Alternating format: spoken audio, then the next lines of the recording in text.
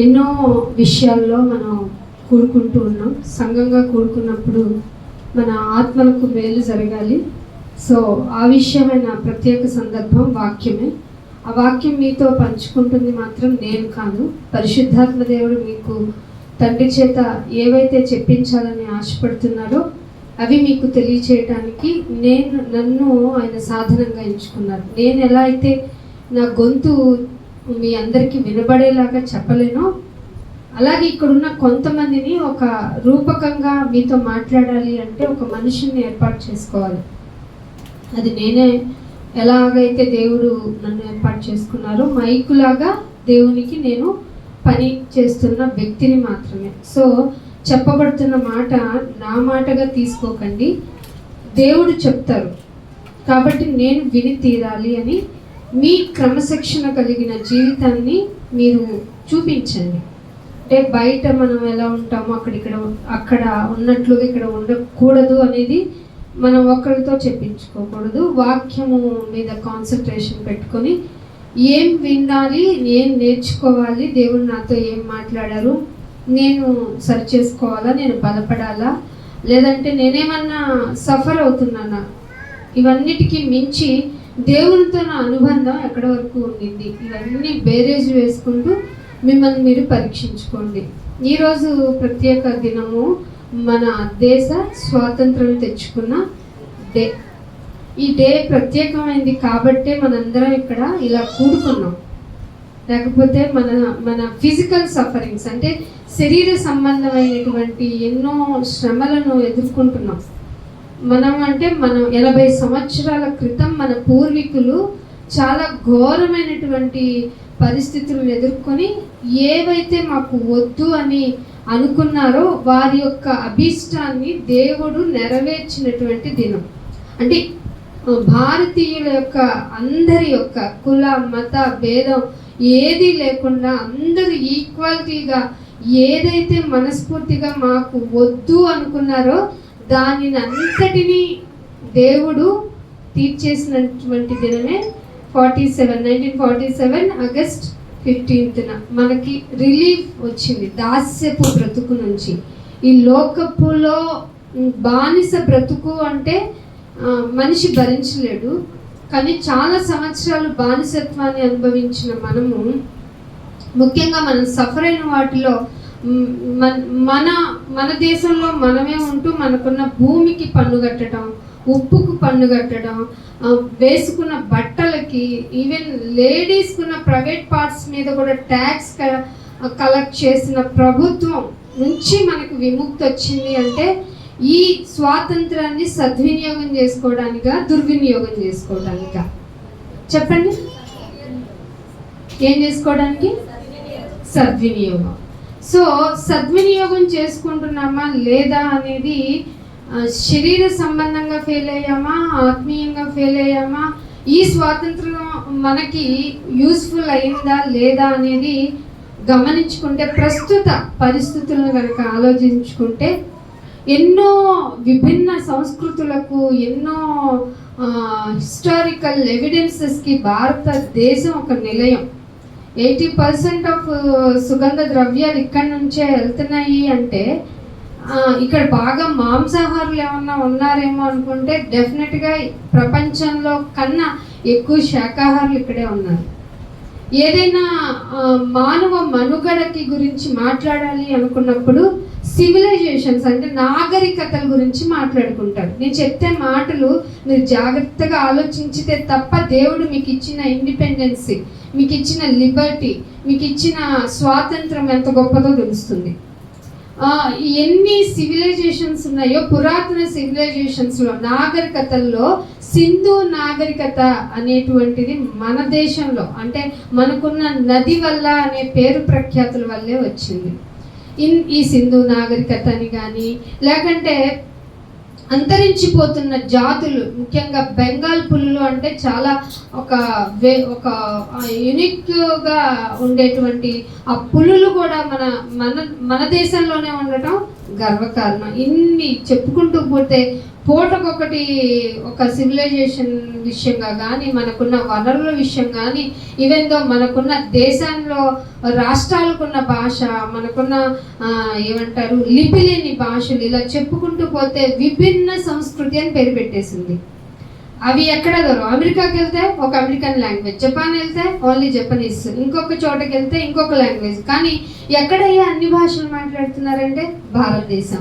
ఎక్కడయ్యా అన్ని పండుగలు జరుపుకుంటారు అంటే భారతదేశం. ఎక్కడయ్యా అన్ని కులాలు మతాల వాళ్ళు ఉంటారంటే ఓన్లీ ఇన్ భారతదేశం. ఇట్లాంటి భారతదేశంలో మీరు ఇంత స్వతంత్రంగా ఉండటానికి దేవుడు ఏర్పాటు చేసిందని నమ్మే వాళ్ళ సంఖ్య మాత్రం చాలా చాలా చాలా అరుదు. ఆ అరుదైన వాళ్ళలో ఇక్కడ చేరుకున్న అతి కొద్ది మంది మనం. సో ఈ షాలేమ మందిరం తరపు నుంచి దేవుడు ఏం మాట్లాడాలనుకుంటున్నారు? మీ లిబర్టీని, మీ స్వాతంత్రాన్ని ఎలా వినియోగించుకుంటున్నారు అనే విధంగా మీకు కొన్ని మాటలు చూపించాలనుకుంటున్నాను. పూర్వం ఎలా ఉండేది మన భారతదేశం? ఇప్పటికి స్వతంత్రం వచ్చి ఎన్ని సంవత్సరాలు? 80 సంవత్సరాల తర్వాత కూడా అమ్మో మనం స్వతంత్రం అయిపోయామంట, దీన్ని పండగ చేసుకోవాలి, ఎంత దౌర్భాగ్యం నుండి దౌర్బల్యం నుండి మనం విడిపించబడిపోయాము అనేటువంటి విషయాన్ని తలచుకొని విడుదలైనటువంటి ఆ బానిస బ్రతుకు నుంచి విడుదలైపోయిన ఆ రోజుని మనం జ్ఞాపకం చేసుకోవాలి అంటూ గవర్నమెంట్ చేసే సెలబ్రేషన్స్, మనం ఇండివిజువల్గా చేసుకునే సెలబ్రేషన్స్, మనం చెప్పుకునే విషింగ్స్, ఇవన్నీ చూస్తే నిజంగా ఎంత బాగా సఫర్ అయి ఉంటే ఆ పీపుల్, 80 సంవత్సరాల క్రితం పీపుల్ ఎంత సఫర్ అయి ఉంటే, ఈవెన్ వేసుకునే బట్టల మీద కూడా ట్యాక్స్ ఏంటి, ఉప్పు మీద ట్యాక్స్ ఏంటి, ఇలా చెప్పుకుంటే పన్ను మీద పన్నులు వేస్తూనే ఉన్న ఒక గవర్నమెంట్ అని చెప్పుకుని మనం బానిసలుగా చేసి వాడుకున్న ప్రభుత్వం నుంచి విడిపింపబడిన ఈ స్వాతంత్రాన్ని ఎలా వినియోగించుకుంటున్నాం? ఇది ఎవరి వల్ల జరిగింది? ఎందుకు జరిగింది? జరగాల్సిన అవసరం ఏంటి? ఇప్పటికీ పరిస్థితులు మారాయా, అలాగే ఉన్నాయా? ఇది ఆలోచించుకోవాలి. మీరు పూర్వము పరిస్థితుల్ని ముందుకు పెట్టుకుని, నేను ఇప్పుడు ఎంత బాగుంది మన భారతదేశం, ఎన్ని విధాలుగా సివిలైజేషన్ అంటున్నాం, హిస్టారికల్ ప్లేస్లు అంటున్నాం, ఎక్స్పోర్టింగ్లో నెంబర్ 1 అంటున్నాం, తినే వాళ్ళలో శాకాహారులు కూడా అంతకు మించే అంటున్నాను, ఉప్పు లేదు, అన్ని వనరులు భారతదేశానికి ఉన్నాయి కదా. సో అప్గ్రేడింగ్ విషయానికి వచ్చేటప్పటికి స్వతంత్రం తర్వాత ఏమన్నా బాగున్నామా అంటే ఎస్, చాలా బాగున్నాం. ఇదివరకు మనల్ని చంపేవాడు ఒక బ్రిటిషర్. సో వాళ్ళ యొక్క విధి విధానాలు, వాళ్ళ యొక్క క్రుయాలిటీని అనుభవించిన వాళ్ళు మన స్వతంత్రం కావాలని అనుకున్నాం. ఇప్పుడు మన దేశంలో చనిపోతున్న వారి సంఖ్య ఎవరి వల్ల జరుగుతుంది అంటే మన వారి వల్లే, మనతోటే, మన బంధువులే, ఈవెన్ ఇంకా చెప్పాలంటే ఫ్యామిలీ మెంబర్స్కి ఏమైపోతున్నారు? బద్ధ శత్రువులు, మామూలు శత్రువులు కాదు. ఎలా చంపేస్తున్నారు? బయట వాడికన్నా కొంచెం కనికరం ఉంటుందంట, కానీ ఇంట్లో వాళ్ళే తినే రైస్లో పాయిజన్ కలుపుదామా, లేదంటే వాళ్ళు ఇలా చంపుదాం అంటే లిబర్టీ, స్వతంత్రము మనల్ని ఎక్కడికి దారి తీసింది? స్వతంత్రము మనల్ని ఎక్కడికి దారి తీయించింది? ఏ విధమైన స్వతంత్రం కావాలి మనిషికి? ఏ స్వతంత్రాన్ని తను వినియోగించుకుంటున్నాడు? ఇవన్నీ మైండ్లోనికి వెళ్ళాలి. యాక్చువల్గా భారతదేశంలో మెయిన్గా మనం కన్జ్యూమ్ చేసుకునేది ఏంటి? ఫుడ్కి ముందు వాటర్. ఈ డ్రింకింగ్ సిస్టమ్కి వచ్చేటప్పటికి 122 దేశాలంట పొల్యూటెడ్ లిస్టులోకి వెళ్ళిపోయినాయి అంట. అంటే ఇన్ని దేశాలు వాటరు పొల్యూట్ అయిపోయినాయి అని. దానిలో మనది ఎన్నో దేశం అయి ఉండొచ్చు? మీకున్న నెంబర్ మీరు ఎస్టిమేట్ చేయగలరు కదా, లేడీస్ కానీ జెంట్స్ కానీ, మేబీ అనడానికి ఏమన్నా ఒక నెంబర్ చెప్పగలరా? 1 or 2 కాదు, 120 దేశాల్లో మన దేశం 120వ దేశం. తెలుసా? వాటర్. దీనివల్ల ఏమవుతుందో తెలుసా? ప్రతి ఏ విషయం లేకపోయినా మనుషులు డయేరియాకి వెళ్ళిపోతున్నారు. ఈ పొల్యూట్ అయిపోయిన వాటర్ కలిగిన ఎలిమెంట్స్ కలిగిన వాటర్ తీసుకోవటం వల్ల ఆకలి మందగించిపోతుంది. అంటే ప్రతి మనిషి తను నిద్రపోయి లేచే లోపు అర్ధాకలితోనే పడుకుంటున్నాడంట. దేనివల్ల? వాటర్ పొల్యూషన్ వల్ల. ఇది ఎవరి వల్ల? బ్రిటిషర్స్ కాదేమో. ఇంకొక విషయానికి వస్తే హాస్పిటల్స్ కానీ, ఫుడ్ కానీ, వాటర్ కానీ ఇవన్నీ పిల్లలకి అందుబాటులో లేవంట. మనీ లేకనా? కాదంట, అవినీతి వల్ల. మనిషిని ఎవరికి ఏది పని చేసి పెట్టాలన్నా ఏమడుగుతున్నారు? నాకేమిస్తావు, నాకేంటి లాభం? ఏమడుగుతున్నారు? నాకేంటి లాభం? అవునా నాన్న, నీకు అవసరం ఉందా అని తెలిసినా చెయ్యకపోవడం పక్కన పెట్టండి, మాకు ఇది చేసి పెట్టండి అంటే జరిగే వెంటనే వచ్చే విషయం ఏంటో తెలుసా? ఎంత ఇవ్వగలరు? ఎక్కడ చిన్నవాళ్ళు మొదలుకొని పెద్దవాళ్ళ వరకు ఏమడుగుతున్నారు? Commission, commission. ఎప్పుడు? ఇండిపెండెన్స్ వచ్చిన తర్వాత. ఆ విషయంగా ఆలోచిస్తే ఎన్ని దేశాలు ఇలా ఉన్నాయంటే 102 దేశాలు ఉన్నాయంట. మన దేశం 91వ దేశం అంట. అవినీతిలో 91వ దేశం. ఇంకా మీకు చెప్పాలంటే ఎయిర్ పొల్యూషన్లోకి వచ్చేటప్పటికి 180 దేశాలు కనుక లిస్ట్ అవుట్ చేస్తే దానిలో మన దేశం ఎన్నో స్థానం తెలుసా? 157వ స్థానం. అంటే ఎంత దగ్గరగా ఉన్నాం అంటే ఇక ఈ దేశంలో బ్రతకలేము అని చెప్పుకునే దేశాలలో భారతదేశం కూడా ఉండబోతుందని చెప్పడానికి కొన్ని లెక్కలు చెప్పాను మీకు. ఎప్పుడు చెప్తున్నాం ఇది? పూర్వం మనం స్వతంత్రం రాకముందు సంగతులా? కాదే. ఎప్పటి సంగతులు ఇవి? వచ్చిన తర్వాత సంగతులు. మరి ఇంకా ఒక మాట ఏమంటే ఆకలితో చచ్చిపోవడం. ఊరుకోండి, అసలే మాకు అన్నపూర్ణ రాష్ట్రం ఒకటి ఉంది. ఏంటది? ఆంధ్ర అంటే అన్నపూర్ణ. అన్నపూర్ణ అంటే ఆకలిని తీర్చేసిద్ది. అలా ఉన్న రాష్ట్రాలే ఉన్నాయి మాకు, పంటలు బాగా పండుతాయి కదా అంటే. అలాంటి ఆకలితో చచ్చిపోయే ప్రజలు, మెయిన్గా పిల్లలు చచ్చిపోయే దేశాలు ఉన్నాయని ఒక లిస్ట్ అవుట్ చేస్తే 123 దేశాల్లో మంది 102వ దేశం. స్వతంత్రం, లిబర్టీని వినియోగించుకున్న మనం. మీకు నీ నెంబర్లు వింటే ఎలా ఉందో తెలియదు కానీ నాకు మాత్రం ప్రాణాలు పోయినంత పని అయింది. ఎందుకంటే ఈ పొజిషన్కి ఇంత రేటింగ్ వచ్చిందంటే ఆఫ్టర్ నా తర్వాత జనరేషన్స్ ఎలా బ్రతుకుతాయి? పొమ్మ ఇప్పుడు బతికితే చాలంటారా? మీకు ఒక విషయం అర్థం అవ్వాలి. దేవుని బిడ్డలు కాబట్టి డైరెక్ట్గా మీతో లీడ్ చేస్తూ చెప్తున్నాను. మీరు మీతో పాటు బతకాలి అనుకుంటే నా మాటలు వినిపింపజేస్తే ఎన్ని జనరేషన్ సేఫ్ అని చెప్పాడు దేవుడు? 3-4 తరాలు. అంటే ఇక్కడ ఈ నా తరంలోనే పరిస్థితులన్నీ ఇంత డేంజర్ బెల్ మోగిస్తూ ఉంటే మేబీ క్రైస్తవులు పనిచేయటం లేదా? క్రైస్తవులు ఏది ప్రయారిటీలో చెప్పట్లేదా? నేను మార్నింగ్ ఒక స్టేటస్ కూడా పెట్టాను. హిందువులు అయితే కాషాయం ఫ్లాగ్ పెట్టుకుంటారు, ఈవెన్ ముస్లింలు అయితే వాళ్ళకున్న గ్రీన్ ఫ్లాగ్ పెట్టుకుంటారు. క్రైస్తవులు ఏం పెట్టుకుంటారని అడిగితే వాళ్ళు వైట్ కాదు, 3 కలిసిన ఫ్లాగ్, మన ఇండియన్ ఫ్లాగ్ని పెట్టుకుంటారు. ఆ ఇండియన్ ఫ్లాగ్ పెట్టుకున్నారంటే క్రైస్తవులు మరింత బాధ్యత కలిగిన వాళ్ళు, దేశం గురించి మరింత బరువు బాధ్యతలు కలిగిన వాళ్ళు. వాళ్ళు దేని మీద కాన్సన్ట్రేషన్ చేసేవాళ్ళు? మనస్సు, హృదయం. ఆలోచిస్తారే, ఆ దేవుణ్ణి ఫాలో అయ్యేవాళ్ళు. ఆ దేవుణ్ణి ఫాలో అయ్యే క్రైస్తవులు ఏ విషయం బాగుండాలనుకుంటారు? మెయిన్గా చెప్పండి, ఏ విషయం బాగుండాలి? హృదయం బాగుండాలనుకుంటారు కదా. దేనికి చెడ్డదన్నాడు దేవుడు? మీరు మౌనంగా ఉంటే నేను చెప్పేది ఏమంటే రాంగ్ అన్నట్టుగా ఉంటుంది. మాట్లాడండి, లేకపోతే మీకు నిద్ర వచ్చేస్తుంది. ఎందుకంటే శరీరం నిశ్చలంగా ఉందనుకోండి, నిద్ర వచ్చేస్తుంది. సో మీరు యాక్టివ్గా నా మాట కరెక్టో కాదో కూడా వినాలి. అర్థమవుతుందా? సో ఆ విధంగా ఉన్నప్పుడు మీ మైండ్ పనిచేస్తుంది. మీ మైండ్ పనిచేసింది అనుకోండి, చెప్పబడుతున్న వాక్యం మీ మదిలోనికి వెళ్ళి స్టోర్ అయిపోద్ది. అది ఎప్పుడు బయటికి వచ్చి వాడబడాలో మీ మైండ్ చెప్తుంది మళ్ళీ మీకు. ఈ రోజనే కాదు, ఆఫ్టర్ సో మెనీ ఇయర్స్ తర్వాత కూడా. సో ఇక్కడ నేను చెప్తుంది ఏంటంటే హృదయపు ఆలోచనని పరిశీలిస్తున్న దేవుణ్ణి ఫాలో అవుతున్నాము అని చెప్పుకునే మనము దేశంలో ఏం బాగుండాలనుకుంటున్నాం? మాకు కూడా శరీరపరమైనటువంటి అవసరాలు, పథకాలు అవి బాగా రావడానికి ప్రార్థన చేద్దామా, లేదంటే మనకు కూడా వాటర్ బాగా వచ్చేలాగా చేయని ప్రార్థన చేద్దామా? నాయన అసలే ఆకలి రోగాలు ఉన్నాయంట, ఇవన్నీ పోవాలని చేద్దామా? లేదంటే ఇంకేదో ప్రాబ్లము మా దేశం సఫర్ అవుతుందని దేశం కొరకు నిరంతర ప్రార్థన చేద్దామా? అసలు మనిషే మారాలని చేద్దాం. చెప్పండి. అది చాలా సంఘాలు మర్చిపోయింది, అసలు చెయ్యంది, నిద్రపోతుంది. దేనికోసమో తెలుసా?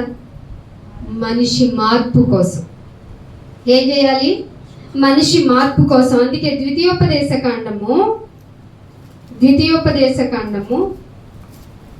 5వ అధ్యాయము, ప్రతికూల సమయంలో కూడా ప్రకటించుకోవచ్చని బైబిల్ ఇచ్చిన లిబర్టీని వినియోగించుకుందాం.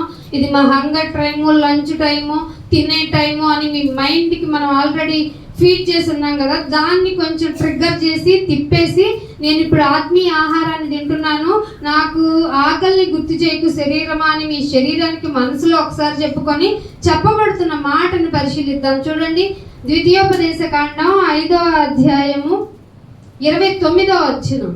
5వ అధ్యాయం. బైబిల్ అందరూ తీయండి, చదివొచ్చిన వారు రాసుకోండి, ఒక్కరు చదవండి అమ్మా. వారికి 2 జనరేషన్స్ ఏం కలగాలట?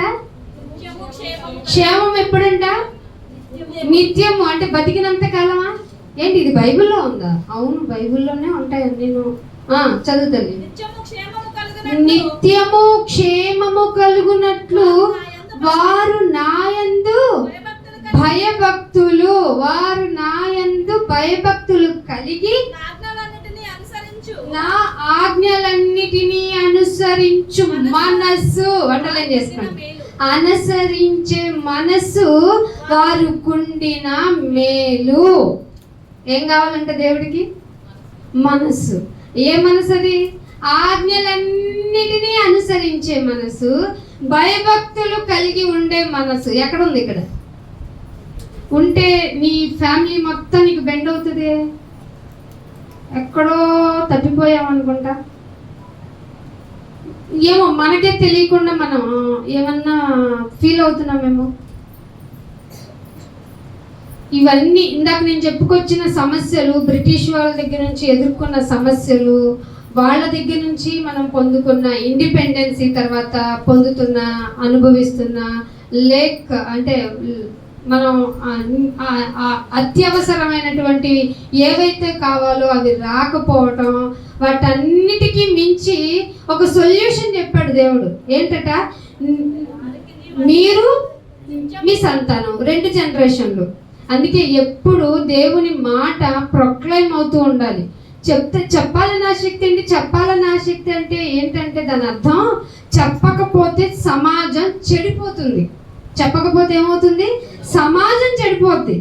సమాజం చెడిపోయిందంటే మనిషి ఎన్ని ఉపయోగకరమైనటువంటి పథకాలు పెట్టినా వాటిని వినియోగించుకున్న మనిషి అందరూ సమాజమే చెడిపోద్ది. ఇన్ఫ్యాక్ట్ సో వారి సంతానము నిత్యము క్షేమం కలగాలి, క్షేమంగా ఉండాలి. మనం మెయిన్గా ఏమనుకుంటాం? లేగానే క్షేమంగా ఉండాలి, నేను బాగుండాలి, నాకు ఏ కీడు జరగకూడదు, నేను మంచిగా ఉండాలి.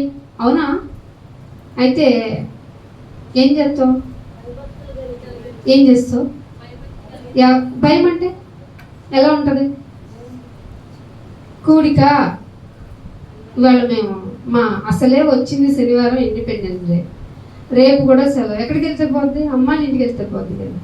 సంఘంలో ఏముంది? అక్క ఎప్పుడు చెప్తుంది, పాస్టర్ గారు ఎప్పుడు చెప్తారు కదా, భయము భక్తి 2 చాలా క్వైట్. భయం ఉంటే భక్తి ఉండదు, భక్తి ఉంటే భయం ఉండదు. కానీ 2 కలిపి ఉంచి, అది ఎవరికి? దేవునికి ఉంచి, నీ జనరేషను పిల్లల ఇంట్లో మీరు టీవీ చూడండి అని వదిలేసే జనరేషన్ కాదు. ఆ జనరేషన్ ఎక్కడ పట్టుకురమ్మన్నారు? చర్చ్లోకి తేవాలి. వాళ్ళు అడిచారా? ఒక 2 రోజులు అడుస్తారు, 4 రోజులు ఏడుస్తారు, 10 రోజులు ఇబ్బంది పెడతారు. తర్వాత నీకే చెప్తారమ్మా చర్చ్ టైం అయింది వెళ్దామా. చూసారు ఎలా వచ్చేస్తారో? వాళ్ళు రావట్లేదన్నా, అందుకే నేను రావట్లేదు. వాళ్ళు ఏడిపిస్తున్నారన్న చర్చ్లోకి. ఏడిపిస్తే ఏడ్చినా చచ్చినా మనం ఇక్కడే కదా ఉండాలి. ఏది ఆశ్రయదుర్గము, ఏది మనం దాక్కునే ప్లేసు? మీ ఇల్లు రకరకాల కలాపాలు జరుగుతూ ఉంటాయి. ఎద్దామంటే తెడ్డామంటారు, ఫ్యామిలీలో కొట్టేసుకుంటారు, తిట్టేసుకుంటారు, అబ్బో గోలుగా ఉంటుంది. అక్కడి నుంచి ఆ పాపము, మరి గొడవలు అంటే అతిక్రమాలే కదా, అవన్నీ వదిలించుకొని ఇక్కడికి వస్తే నువ్వు సేఫ్ జోన్లో ఉన్నట్టు అర్థం. కానీ నువ్వేం చెప్తావు? వాళ్ళు ఇబ్బంది పెట్టారు, రాలేదు. ఆయన ఉన్నారు కాబట్టి రాలేదు. ఇవన్నీ ఎవరికి కారణం అవుతాయి? నీకు క్షేమం కాదు దీని అర్థం. ఆయన యందు భయభక్తులు లేకపోతే నీకు క్షేమం కలగదు, నీ తర్వాత తరానికి కూడా క్షేమం ఉండదు. నీకు నిత్యము క్షేమం కావాలంటే నా యందు భయభక్తులు కలిగి ఉంచి నా ఆజ్ఞలన్నిటినీ ఏమిటి అనుసరించడం అంటే మీకు తెలుసు, పాటించాలి. అర్థమవుతుందా? ఆజ్ఞ ఏంటి చెప్పండి? నేను తప్ప వేరొక దేవుడు ఉండకూడదు ఆజ్ఞ. ఇది ఇశ్రాయేల్ ఆజ్ఞ. మీరు సమాజంగా కూడుకోండి, ఇది నూతన నిబంధన ఆజ్ఞ. మరి ఎందుకు రాలేదు అంటే, నాకున్న ప్రాబ్లమ్స్ నీకేం తెలుసు, మాకు చెప్పక్కర్లేదు, వెళ్ళి దేవునికి చెప్పండి. చెప్తామా? చెప్పగలమా? దేవునికి చెప్పగలమా? చెప్పండి. ఒకడు నేను కొత్తగా పెళ్లి చేసుకున్నాను అందుకే రాలేను అన్నాడు అని చెప్పాడు. మరి అదే విషయాన్ని దేవుడి దగ్గరికి వెళ్ళి చెప్పగలరా? నాకు ఉద్యోగం ఉంది, నాకు అసలు టైం ఇవ్వరు, నన్ను అసలు ఎవరు నాకు పర్మిషన్స్ ఇవ్వరన్నారు. మరి పర్మిషన్ లేకుండా నా దగ్గరికి ఎలా వచ్చారని దేవుడు అడిగితే చెప్పగలమా? అసలు క్వశ్చన్స్కి ఆన్సర్ ఉంటాయి. తికమకగా అనిపించట్లా? ఎవరి దగ్గర పర్మిషన్ అక్కర్లా, ఆయన సింహాసనం ఎదుట ప్రత్యక్షం కావాలి. నిత్యము ఆయన ఆజ్ఞలను అనుసరించు, అప్పుడు అసలు మనసే లేదని అర్థం కదా. మనసు ఉండిన ఎడల అంటే మీనింగ్ ఏంటి?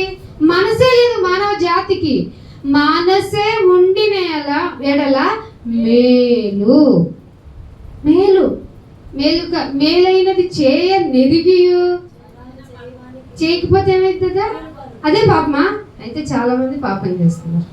మేము ఎక్కడ పాపాత్ములం అండి? మేము చీమకే అపకారం చేయమండి. చీమకు అపకారం చేయవు. నువ్వు ఎవరికి అపకారం చేస్తున్నావు? దేవుడికి చేస్తున్నావు.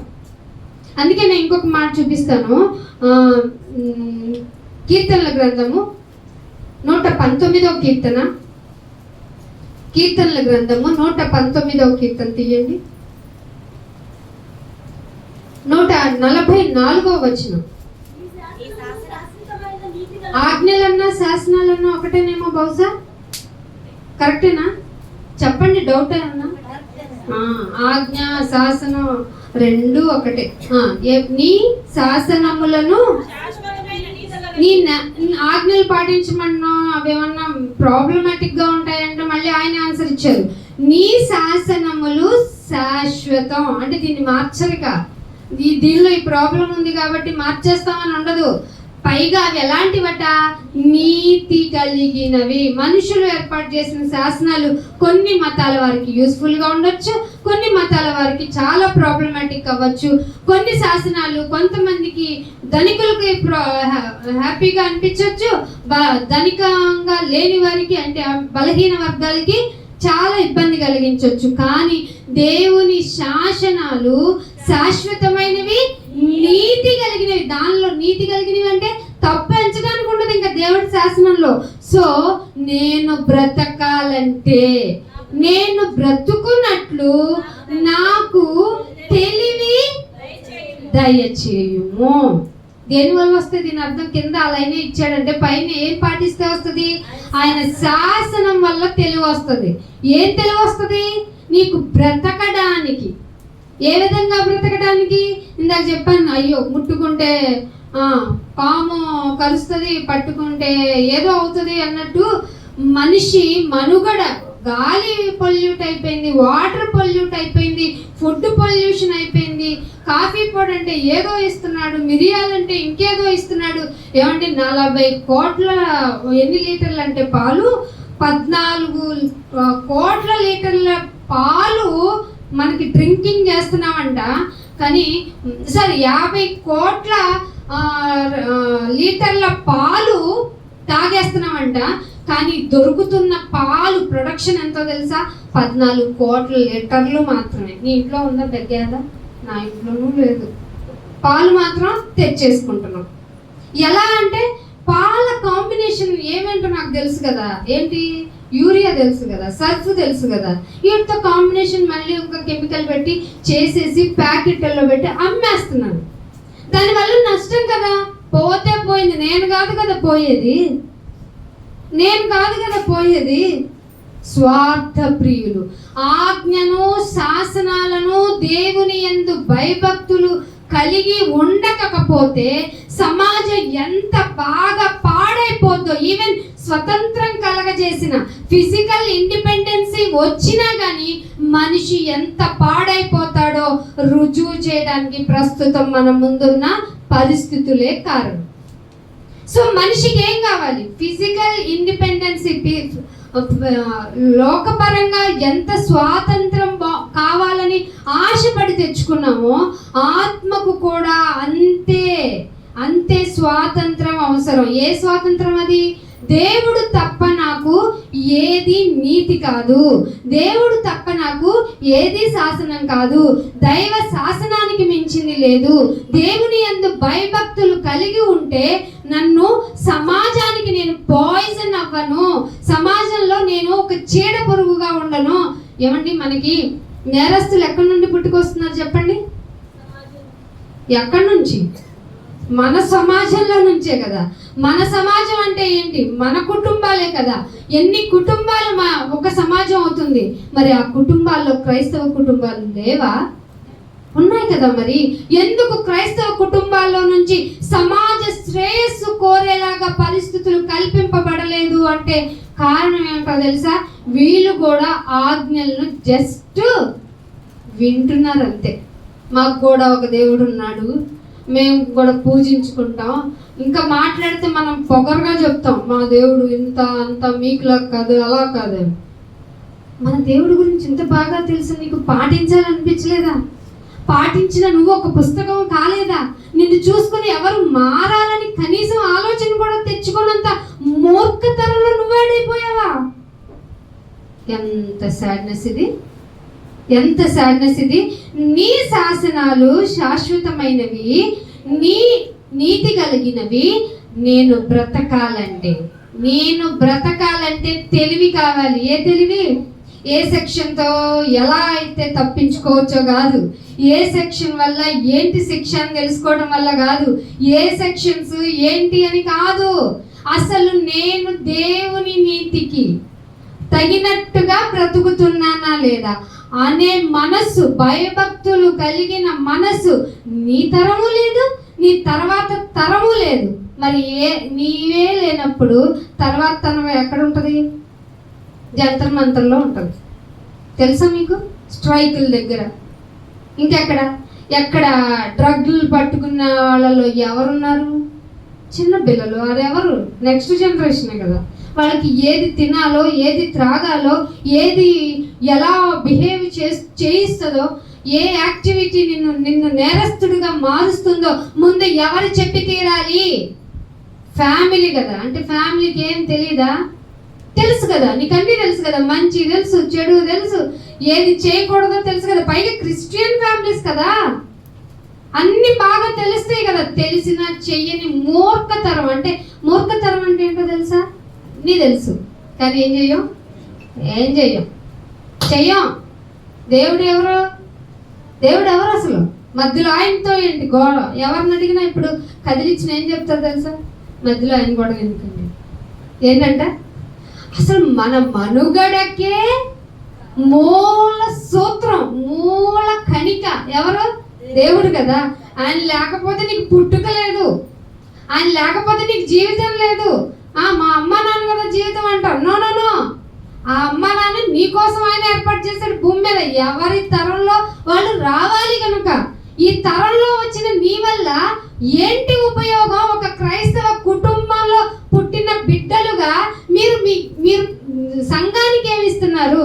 మీరు కూడా సంఘానికి వచ్చి లోకపు పనుల్లో మునిగిపోతే, మీరు కూడా సంఘానికి వచ్చి ఫోన్లు చూసుకుంటూ, మీరు కూడా సంఘానికి వచ్చి అటు ఇటు తిరుగుతూ, మీరు కూడా సంఘానికి వచ్చి అసలు గ్రహించకుండా ఏమి పాటించకుండా ఉంటే మీరు క్రైస్తవ కుటుంబాలని ఎలా అనుకోవాలి? ఈ స్వాతంత్రం ఎంత గొప్పదని మీకు ఎవరు చెప్పారు? అనుభవించిన వాళ్ళు కదా చెప్పారు. బాబు మేము ఎంత బానిసత్వాన్ని మేము అనుభవించాం. ఉప్పు మీద ట్యాక్స్ వేశారు నాయన, తింటుంటే ట్యాక్స్ వేశారు, పండించుకుంటే ట్యాక్స్ వేశారు, నడుస్తుంటే ట్యాక్స్ వేశారు, ఒకళ్ళని విడదీసి మమ్మల్ని పాలించేశారు. మాకొద్దు అని తోలి వేసి గర్వంగా పండగ జరుపుకుంటున్న మనలో స్వతంత్రం ఉందా? ఇంకొక వ్యక్తిని హ్యాపీగా బ్రతకనిచ్చే స్వేచ్ఛని కలిగిస్తున్నామా? కారణం అలా బతకకపోవటం వల్ల ఎథికల్ లైఫ్, మోరల్ లైఫ్ ఏంటో చెప్పకపోవటం క్రైస్తవుని తప్పు. నీ శాసనాలు నాకేమిచ్చినాయి? తెలివినిచ్చినాయి.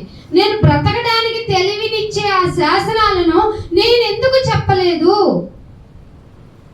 అసలు నా ఇంట్లో నేను ఎందుకు పాటించలేదు? పాటించాలంటే ముందు నేను రావాలి కదా. ఎక్కడికి రావాలి? చాలా మంది మా ఇంట్లోనే బాప్తీసం ఇచ్చేసుకుంటాం తరం మొదలైంది.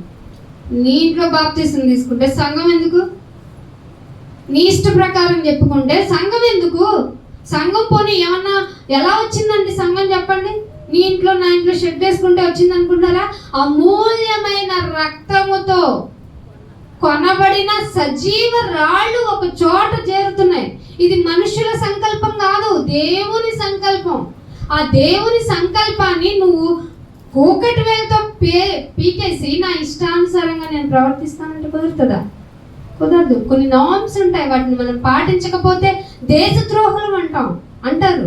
సో మరి అలాంటి లోకంలో ఉన్న శాసనాలనే మనం ఫాలో అవ్వకపోతే అంత పేరు నీ మీద వచ్చి పడుతుంటే, నీవు శిక్షకి అర్హుడు అయిపోతుంటే, దేవుడిచ్చిన ఆజ్ఞలు, దేవుడిచ్చిన శాసనాలు నువ్వు కనీసం గైకొనటం పక్కన పెట్టి వినటానికన్నా వస్తున్నారా? ఇంట్రెస్ట్ చూపే వాళ్ళు ఉన్నారా? మిమ్మల్ని పిలవటానికి ఒక్కొక్కళ్ళు చేసే ప్రయత్నాలు ఎలా ఉంటాయో మీకు అర్థం కాదు.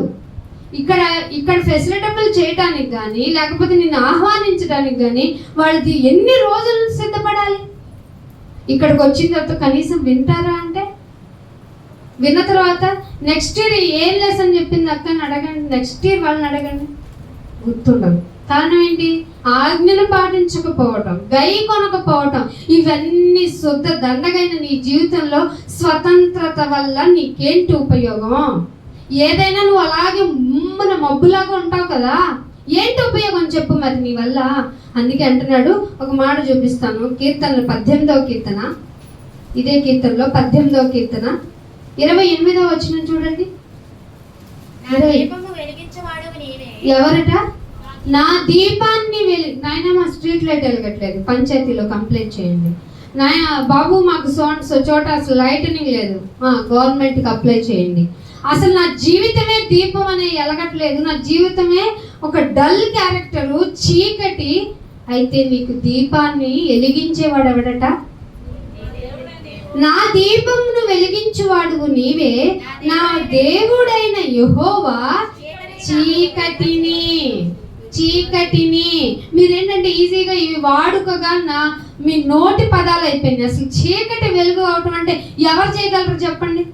కామన్గా దీపం వెలిగించకుండా, కరెంట్ లైట్ పెట్టకుండా, ఏవో పెద్ద వెలుతురిచ్చేవి పెట్టకుండా మీకు కాంతినిచ్చే ఫెసిలిటీ ఎక్కడుందో చెప్పండి? ఉందా? పగలెందుకైంది? ఇప్పుడు పగలెందుకైంది? సూర్యుని కాంతి భూమి మీద ఉంది. ఇదే ఆయన సూర్యుని ఉదయింప చేయలేదు అనుకుందాం, ఫర్ గాడ్ సేక్ మనం అనుకుందాం, ఏమైపోద్ది? మరి చీకటి ఎప్పుడు? ఇప్పుడే పగలనుకున్న ఈ టైమే చీకటి. మరి చీకటి ఎప్పుడు? 24 గంటలు చీకటే. అసలు రాడు చీకటి. 4 రోజుల తర్వాత భూమి మీద మానవ జాతి మనుగడ ప్రశ్నార్థకం అవుతుంది. కానీ దీన్ని ఇచ్చింది ఎవరు? సూర్యుని ఇచ్చింది ఎవరు? దేవుడా. ఆ దేవుడు సూర్యుని ఇస్తే నీకేమొచ్చింది? వెలుగు వచ్చింది. అది కొన్ని గంటలే. తర్వాత నీ బ్రెయిన్కి ఏం కావాలో తెలుసా? నీకేం కావాలో తెలుసా? రెస్ట్ కావాలి. రెస్ట్ అంటే ఏంటి? నిద్రపోమ్మంటే ఇప్పుడు వెళ్ళి చూడండి, సగానికి సగం మంది ప్రపంచవ్యాప్తంగా 80% పీపుల్ అంట నిద్రలేమంట. ఏం చేయాలి? సూర్యుడిని పంపించాలా? వానను కురిపించాలా? ఇవన్నీ ఏమైనా చేస్తున్నారా వాళ్ళు? గాలి ఏమన్నా ప్రపంచానికి ఇస్తున్నారా?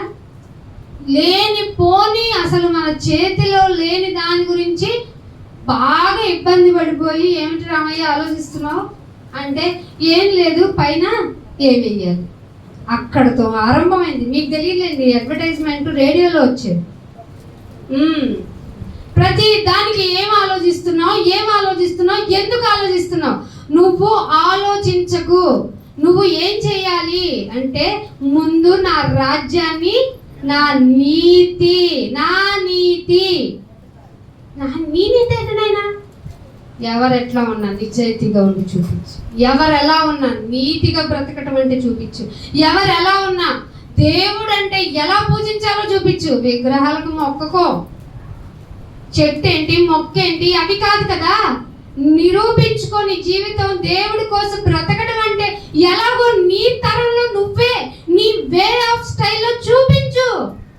నా గురించి బ్రతకటం అంటే నీ వల్లే అవుతుందని ఈ తరంలో నిరూపించాల్సిన నువ్వు మాటలు వినేసి మబ్బులాగా పడుకుంటే మన్ను తిన్న పాము ఎలా ఉంటుందట, కదలదట. అలా ఉంటే క్రైస్తవునిగా నీకే మళ్ళీ ఓ క్రైస్తవుడు మేలుకో అని నీకు మళ్ళీ టైటిల్ ఇవ్వాలి. ఏమివ్వాలి? అసలు మేల్కొల్పేవాడే క్రైస్తవుడు. మళ్ళీ ఏమనాలంట?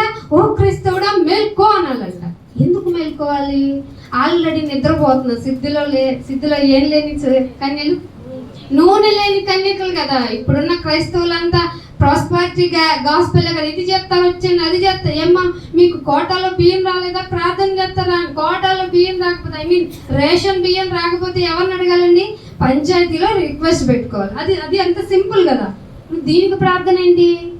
ఇలాంటివి ఎన్ని అడుగుతున్నారు? ఇవి కాదు అడగాల్సింది, అన్నిటికీ మించినవి ఏంటిది? అది నిత్య జీవం. చచ్చిపోయిన తర్వాత మళ్ళీ బతుకుతాం. ఇది అబద్ధం అని కొంతమంది, ట్రాష్ అని కొంతమంది, వాళ్ళందరినీ చూసి ఒక రోజు వాళ్ళే జాలి పడతారు. వదిలేయండి.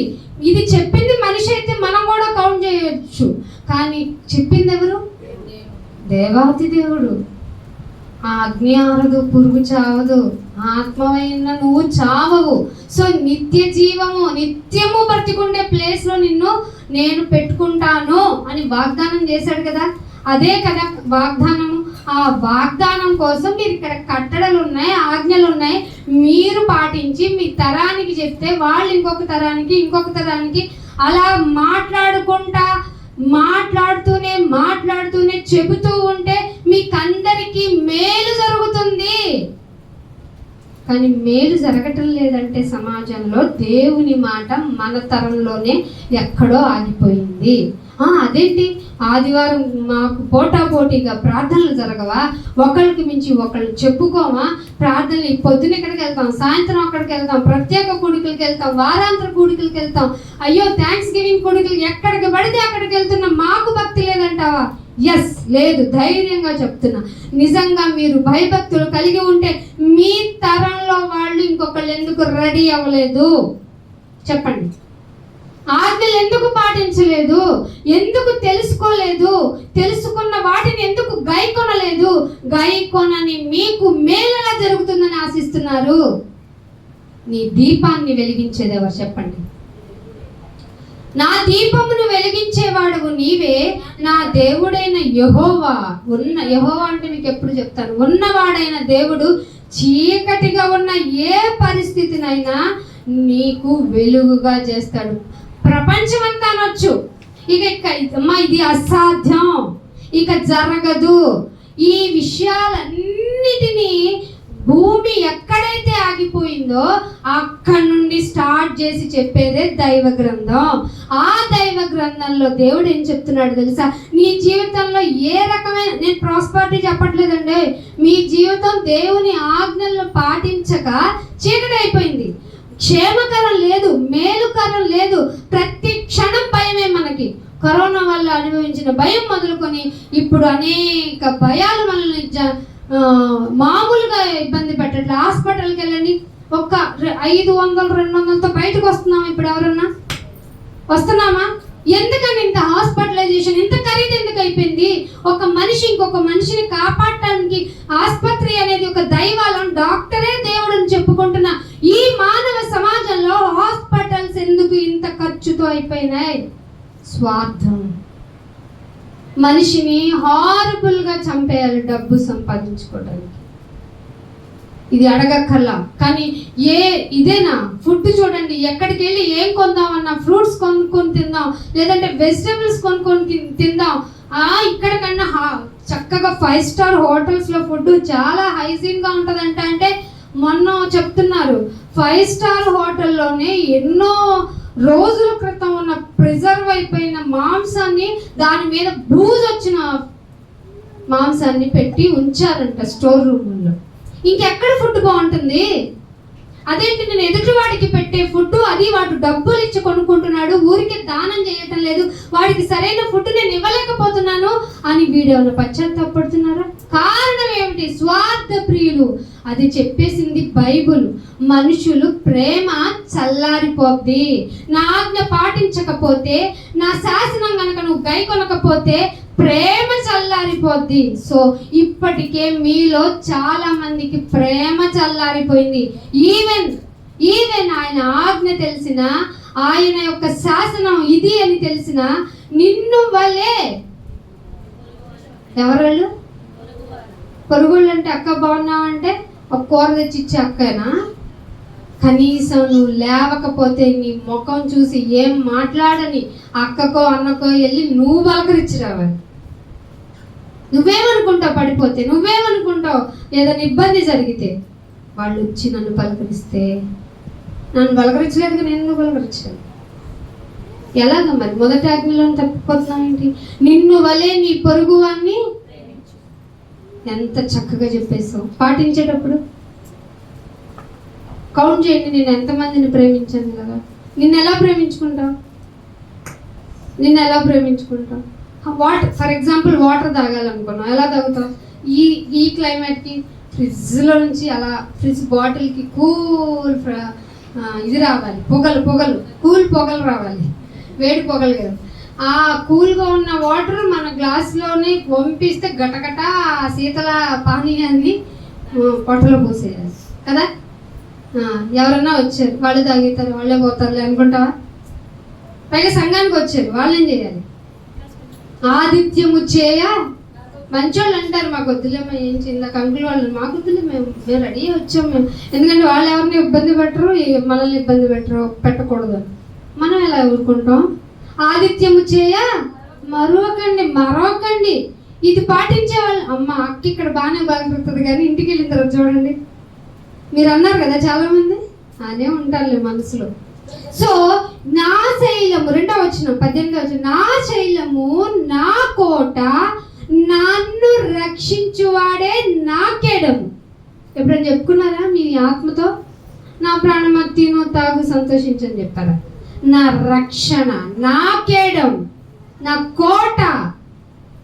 కోటలాంటి ఇల్లు చూపించామని చెప్పుకుంటున్నారా?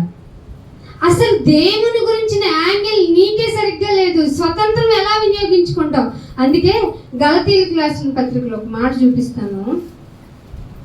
గలతీలకు రాసిన పత్రిక 5వ అధ్యాయం, మీకు అందరికీ తెలుసు, అందరూ అన్ని చర్చల్లో చెప్పుకుంటారు. కానీ మొదటి వచనం చెప్పాలి, చదవమ్మా. ఏంటట? ఈ స్వాతంత్రం. బైబిల్ చెప్పింది వేరే స్వాతంత్రమా? ఈ స్వాతంత్రము అంటే ఏంటి? ఆగండి. ఈ స్వాతంత్రము అంటే ఏంటి? అసలు స్వాతంత్రం ఇచ్చింది ఎవరు? నీకున్న బానిసత్వం ఏంటి? పాపం ఎందుకు వచ్చింది? ఆజ్ఞను పాటించకపోవటం వల్ల, శాసనాన్ని ఒప్పుకోకపోవటం వల్ల, ఒప్పింప చెయ్యని నువ్వు నోరు తెరిచి అడగకపోవటం వల్ల. సో ఈ స్వాతంత్రం అంటే ఏంటో 8వ అధ్యాయము యోహాను సువార్త, ఇది మళ్ళీ వద్దాము. యోహాను సువార్త 8వ అధ్యాయము 36వ వచనం. 36వ వచనం చూడండి. ఎవరు మనల్ని, ఈ స్వాతంత్రము ఎవరి వల్ల వచ్చింది అంటే కుమారుని వల్ల వచ్చింది.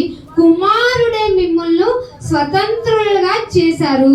ఇది ఆషామాషి స్వతంత్రం కాదు, ఇది నిజమైన స్వతంత్రము. స్వతంత్రం వచ్చిన తర్వాత కూడా మన ప్రాబ్లమ్స్ అలాగే ఉన్నాయి. మామూలు ప్రాబ్లమ్స్ అవ్వాలా. లిస్ట్ అవుట్ చేస్తే మన దేశం కూడా వాటిలోకి వెళ్ళిపోయి ఇప్పుడు ఈ దేశంలో ఉండకూడదు అనే లిస్ట్ లో భారతదేశం కూడా చేరిపోయిందనే మాట ఎంత బాధ కలిగిస్తుందో. కానీ ఆత్మకు కనుక స్వతంత్రత కలిగితే అదే నిజమైన స్వతంత్రము. ఆ స్వతంత్రం కలగజేసింది ఎవరు? కుమారుడైన క్రీస్తు. ఆ క్రీస్తు ఇచ్చిన స్వతంత్రమే నిజమైన స్వతంత్రము. రోమీలకు రాసిన పత్రిక 8వ అధ్యాయము, రోమీలకు రాసిన పత్రిక 8వ అధ్యాయము 2వ వచనం చూడండి. క్రీస్తు యేసునందు జీవమునిచ్చు ఆత్మ నియమం. ఏంటంట? జీవమునిచ్చేది అంటే బతికిచ్చేదే ఆత్మ నియమము. ఆత్మ నియమం ప్రకారం ఎవరైనా ఏమై ఉండాలనుకుంటాం? బ్రతికి ఉండి తీరాలి అనుకుంటాం. అదే శరీర నియమమైతే ఎలాగైనా వీని చంపేయాలి, కఠోరంగా రోడ్డు మీదైనా చంపేయాలి, నరికేయాలి, ముక్కలు చేయాలి, రక్తం చూడాలి. ఇది శరీర నియమం. కానీ ఆత్మ నియమం ఏంటంట? జీవమునిచ్చే ఆత్మ నియమము నిన్నెక్కడి నుండి విడదీస్తుంది? అది ఎందుకు నన్ను స్వతంత్రం చేశావు అంటే పాపము వల్ల వచ్చే మరణము అనే దాని నుంచి. అది ఒక నియమం. పాపం చేస్తే ఏమైపోతుంది? ఖచ్చితంగా చచ్చిపోతాం. ఆ నియమం నుండి నిన్ను విడదీసిందే స్వతంత్రత. ఇది అస్సలు శరీరానికి అస్సలు అవసరం లేనిది, దానికి ఉపయోగపడింది. ఇప్పుడు నీకు అత్యవసరమైంది, నువ్వు ఇబ్బంది పడుతుంది, ప్రతి క్షణం నువ్వు తర్జన భర్జన అవుతుంది.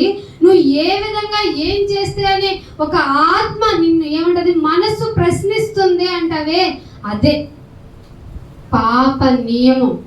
నువ్వు తప్పు చేయడానికి ముందు నువ్వు భయపడి ఎప్పుడైతే దానికి లొంగుబాటు చేసేసి నువ్వు ఇక ఇలా కూర్చున్నావో దాని ప్రతిఫలమే మరణం.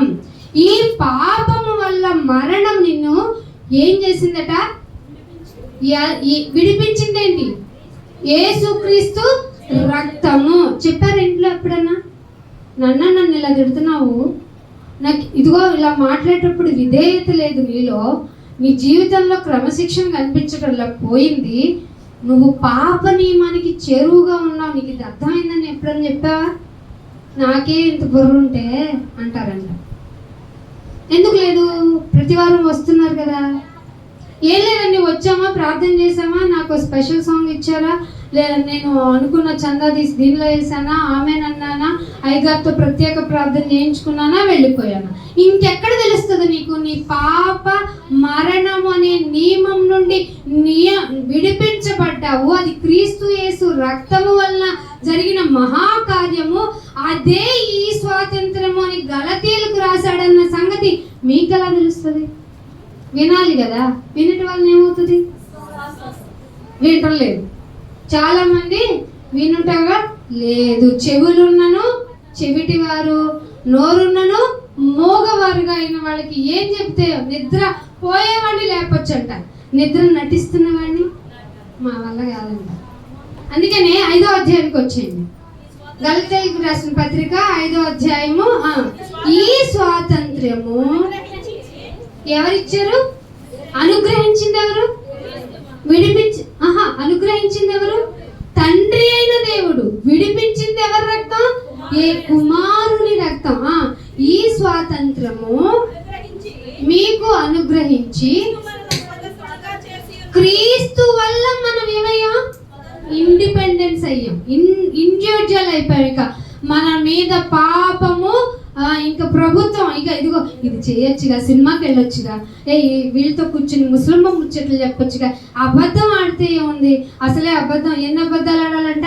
ఒక పెళ్లి చేయాలంటే 100 ఆడమన్నా, కనీసం ఒకటేగా ఆడేద్దాం. ఇలాంటి కామన్ థింగ్స్ ను కూడా నీ మనసు ఏం చేస్తుందట? నేరారోపణ చేస్తుందంట. ఇలాంటి నేరారోపణలు చేస్తున్న మనిషి తన పద్ధతుల్ని మార్చుకొని సమాజంలో ఉంటే ప్రమాదకారిగా ఉంటాడా, ఉపకారిగా ఉంటాడా? అతని వల్ల సమాజం బాగుంటుందా లేదా? చెప్పండి.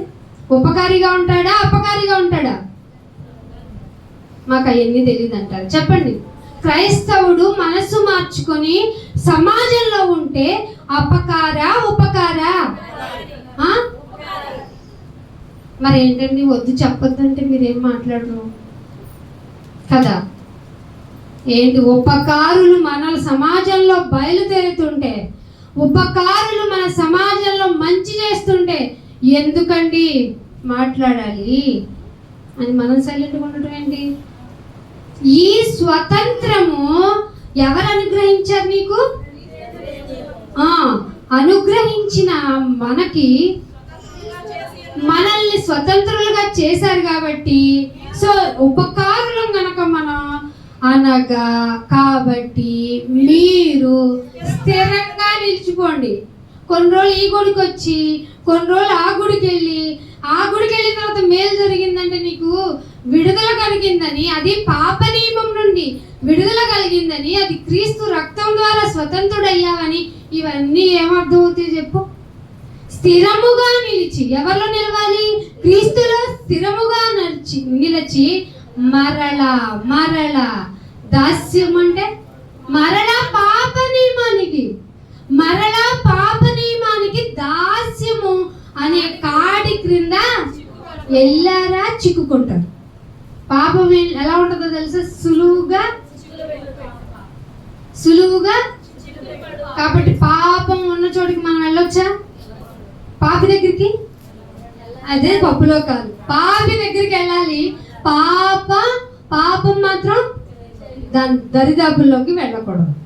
పాపిని ప్రేమించండి. యాకోబు పత్రిక విన్నారు కదా, పాపమును తొలగించి. ఈ కాన్సెప్ట్ తెలియక అందరినీ దూరం చేసేసుకొని మనం ఎవరినైతే పిలవాలో సంఘం ఎందుకండి? అన్యులకి వార్తను తెలియజేయడానికి కదా. ఏ వార్తది? శుభవార్త. ఏ శుభవార్త?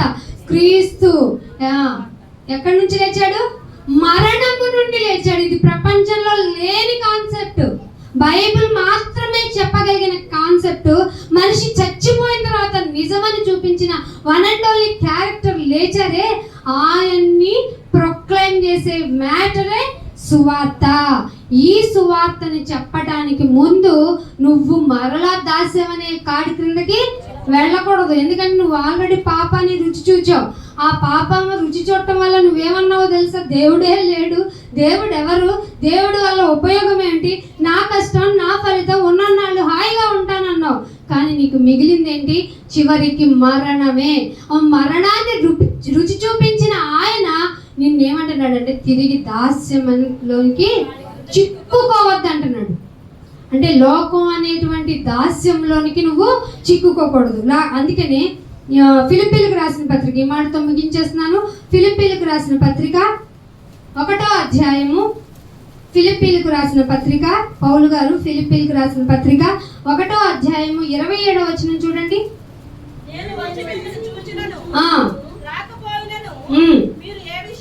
ఇక్కడ నుంచి చూడండి. మీరు ఏ విషయములోనూ ఎదిరించు వారికి ఏమిటి? చదివేదన్నా కొంచెం గట్టిగా బెదరకుండా చదవండి. ఏంటట? బెదరక. క్రైస్తవుల్లో ఉండనీయం. క్రైస్తవులకి ఇవన్నీ లోకంలో అవుతూ ఉంటాయి. ఫరో టైం నుండే అయినాయి. క్రైస్తవ్యం ఉందా లేదా? Say yes or no. క్రైస్తవ్యం ఉందా? అంతరించిపోయిందా? చెప్పండి. ఉంది అనడానికి నిదర్శనం మనమే కదా. సో సెక్షన్స్ అని మాట్లాడండి అని సెక్షన్లతో వాళ్ళతో తేల్చుకుని వదిలేయండి. మిమ్మల్ని ఎదిరించు వారికి ఏ విషయంలోనైనా బెదరక అందరూ ఒక్క భావముతో, అందరూ ఒకే భావం. ఏంటా ఒకే భావం? యేసు క్రీస్తు పాప నియమముల నుంచి విడిపించాడు, నన్ను విడిపించాడు, నిన్ను కూడా విడిపిస్తాడు. ఇది మతము కాదు, మార్గము. కంపల్సరిగా వెళ్ళి తీరాలి. క్రీస్తు ద్వారా మనందరం ఏమైపోయాము? స్వతంత్రులమైపోయాము. సో మనం ఇక దాస్యం క్రిందకు వెళ్ళకూడదు అని అన్ని విషయాల్లో ఎదిరించు వారికి చెప్పాలి. అంటే మనందరం ఒకే భావంతో ఉండాలి. ఒకే భావముతోను సువార్త విశ్వాస పక్షమున కాదండి, మేము మా పాస్టర్ గారి పక్షమే. ఈ సువార్త ఏమైపోయినా, సువార్తకి తూట్లు పొడిచినా మాకు సంబంధం లేదండి. యుద్ధం ఎవరిదండి? మరి సైనికులు ఎవరండి? వాళ్ళు ఎవరో మాకు తెలియదండి. మేము మాత్రం యేసుక్రీస్తుకే జయం అంటాం. అక్కడి వరకే తెలుసండి. ఏమంది ఇక్కడ? ఏం రాయబడింది? ఒక్క భావముతో సువార్త విశ్వాస పక్షమున ప్రార్థన చేద్దాం కదా. ఇక్కడ ఉంది పోరాటం, మీకు తెలుసు కదా, పోరాటం ఆత్మీయ పోరాటం. ఏ పోరాటం ఇది? మనుషులతో కాదు, ఖడ్గాలతో కాదు, వీటితో అసలు మనం యుద్ధం మాటలతో కూడా కాదు, సెక్షన్స్ అంతకన్నా కాదు. మీరు సువార్త విశ్వాస పక్షమున పోరాడుతూ ఏకభావముతో ఉండాలని చెప్పిన ఆయన ఏక మనస్సుతో నిలిచి ఉండాలి. ఉంటే అలా వింటే మీరు ఎలా చేసినట్టంట? లాస్ట్ లైన్లో సువార్తకు తగినట్టుగా ఉన్నట్టంట. మీ దారి మీదే, మీ డెమాన్స్ట్రేషన్ ప్రకారం మీరు నడుచుకోండి, మా క్రమం ప్రకారం మేము నడుచుకుంటాం. ఇవన్నీ పూర్వపు పాత సాంప్రదాయ బోధలు. నీకు బైబిల్ అర్థం కావాలి అంటే, నీకు ఏక మనసు అవ్వాలంటే సువార్త విశ్వాస పక్షమున పోరాడితే కానీ తెలియదు. పోరాడాలంటే ముందు నువ్వు కనీసం ఆదివారం అన్నా రావాలి, లేదంటే ఎట్లన్నా పబ్లిక్ ఓపెన్ మీటింగ్లో కన్నా కూర్చోవాలి. అందరు చెప్పినట్టు ఈ బోధ, ఇగో ఈ మందిరం తరపు నుంచి ఆషామాషిగా బోధలు జరగవు. మేము ఎక్కడికి వెళ్ళినా ఇలాంటి బోధ వినలేదన్నా, ఏది మంచిదో ఏది చెడ్డదో, ఏది చేదో ఏది మంచిదో కాదని నీకు తెలుస్తాయి కదా. చేదేదో తెలుస్తుంది కదా, విషం ఏదో తెలుస్తుంది కదా. విషం ఇస్తే తాగుతారా? ఇప్పుడు ఇక్కడ ఇదే ఒక గ్లాస్ అనుకోండి, ఇందులో విషం ఉంది, ఎవరు తాగుతారంటే? తాగుతామా? ఎందుకు తాగరు? మాకు తెలుసు విషం తాగితే ఏమైద్దో కదా కదా. అంటే ఇంత తెలివి ఉన్న మీకు, విషం తాగితే చచ్చిపోతామని తెలిసిన మీకు, సువార్త విశ్వాస పక్షమున పోరాడితే తప్ప నువ్వు విశ్వాసములో ఉన్నట్టు, సువార్తకు తగినట్లుగా ప్రవర్తించినట్లు అని తెలియలేదా? ఏమోనండి చదవలేదు, మరి గుడికి కూడా వెళ్ళలేదా? వెళ్ళామండి, కానీ ఇక్కడ చెప్పలేదు. అంటే వాక్య ప్రకారం జరుగుతున్న గుడుల గురించి కూడా ఎంక్వైరీ చేయలేదన్నమాట. మంచి ఫుడ్ ఎక్కడ దొరుకుతుంది, సో అండ్ సో హోటల్, మంచి బట్టలు ఎక్కడ దొరుకుతాయి, ఇదిగో ఈ వస్త్రాలయం, మంచి ప్లేస్ ఎక్కడ ఉంది విజిటింగ్ ఆ ఏరియాలో, మంచి సువార్త దొరికేది. ఏమోనండి మా దగ్గరగా ఉన్న గుడికి వెళ్తాం, వెళ్ళొచ్చా? శరీరానికి అనుకూలంగా ఉంటే వెళ్ళండి. సువార్త పక్షముగా ప్రవర్తించే విధంగా ఉండాలంటే ఏకభావము, ఏక మనసు కలిగిన మీ ప్రవర్తన ఎలా ఉందో చూసుకోండి. అందుకు మీరు, మీ సంతానము మేలుగా క్షేమంగా ఉండాలంటే ఆయన ఆజ్ఞలను పాటించాలి. ఆయన ఆజ్ఞలు పాటించకపోతే నువ్వు పాపం అనే మరణంలో నియమంలోనికి వెళ్ళిపోయావు. ఎప్పుడైతే పాప మరణ నియమంలోనికి వెళ్ళావంటే నువ్వు శరీర స్వభావమే. శరీర స్వభావికి ఆత్మ విషయాలు లేవు. సో మిమ్మల్ని మీరు పరీక్షించుకోండి. మీకు ఇవ్వబడిన స్వతంత్రాన్ని దుర్వినియోగం చేసుకుంటున్నారా? అన్నీ చేయదగినవే, డిక్లరేషన్ ఉంది బైబిల్లోనే, కానీ కొన్ని మనం చెయ్యకపోవడం మంచిది. మనకు మేలు జరగదు, మనకు మేలు జరగకపోయినా పర్లేదు. ఎదుటవాడి మేలు కోసం నేను వెజిటేరియన్ అయిపోయాను అన్నాడు పౌలు గారు. అర్థమవుతుందా మీకు? సో మిమ్మల్ని మార్చుకునే విధానంలో మీకు ఇవ్వబడిన ఈ ఇండిపెండెన్సీ, శరీర సంబంధమైన స్వతంత్రము మనల్ని మరలా బానిసలుగానే చూస్తుంది. సో మనకి కావాల్సింది ఏంటంటే, మనం టోటల్గా స్వతంత్రులుగా ఉండాలంటే ఆత్మపరమైన బానిసత్వం నుండి, అదే పాప నియమం నుండి విడిపింపబడాలి. అది తెలుసుకున్న వారైతే సువార్త పక్షాన నిలబడండి. ఏక మనసు, ఏక తాత్పర్యంతో మీ జీవితాన్ని కొనసాగించండి. ఇటు ధన్యత మీకు అందరికీ దయచేయాలని కోరుకుంటూ నా మాటలు ముగిస్తున్నాను. మిమ్మల్ని ఏమన్నా కదిలించింది, మీకేమన్నా మార్పు అనిపించిందంటే ఒకసారి తలలు వంచుకొని ప్రార్థనలో ఏకీభవించండి. ప్రార్థన. తండ్రి, మహోన్నతుడా, మహాగణుడా, పరిశుద్ధుడా, నాయనా, స్వతంత్రం వచ్చిందని పండగ చేసుకుంటున్న మాకు చేదు జీవితమే మా ముందుంది. ఎన్నో విషయాల్లోనైనా మాకు వసతులు కోల్పోయాం, వనరులు కోల్పోయాం, ఆర్థిక ఇబ్బందులు ఎదుర్కొంటున్నాం, వైద్య సహాయం లేకుండా ఇబ్బంది పడుతున్నాం. అట్లాంటి చీకటి కలిగిన మా జీవితాలకి వెలుగునిచ్చి, చీకటిలో నుంచి వెలుగును కలుగజేసిన నీవు మాకు దీపంగా ఉన్నావని గుర్తించి, పాప నియమంలో పడిపోయాం గనుకనే మాకు మేలు లేదు, క్షేమం లేదని గుర్తు చేసి, ఇక నుంచైనా మా జీవితాలు, మా నెక్స్ట్ జనరేషన్ కూడా ఎక్కడ ఉండకూడదో నాయన, నాయన మాకు తెలియచేసి అందుకు తగిన జాగ్రత్తలు ఏం చేయాలో నాయన మాకు తెలియజేసి నీ శాసనాలు నీ ఆజ్ఞలు నేర్చుకోవడానికి వాటిని మనస్సులో ఉంచుకొని పాటించడానికి మాకు మంచి జీవితాన్ని ప్రసాదించండి.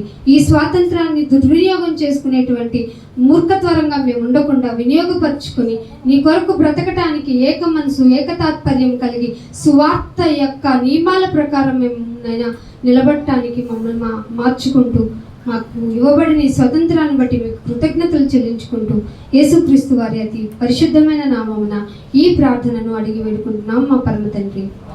ఆమేన్. Thank you all of you. God bless you to all.